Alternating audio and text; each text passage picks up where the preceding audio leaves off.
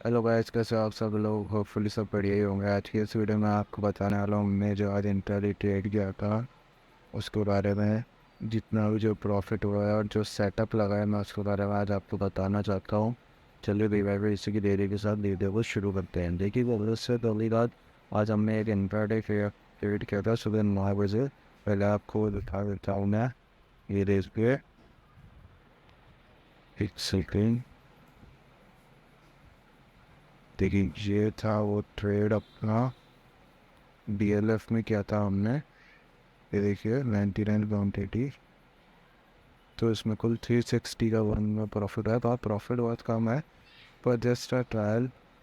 ये अपना flag and pole pattern के ब्रेकआउट का मैंने ट्रेड किया था पहली बार। तो 200-300 से लॉस के बाद 100 रुपये को, जो प्रॉफिट के बाद 100 रुपये का लॉस दिखाने लग गया था। पर देखिए एंड में रहते रहते इसने हमारा टारगेट हिट कर दिया।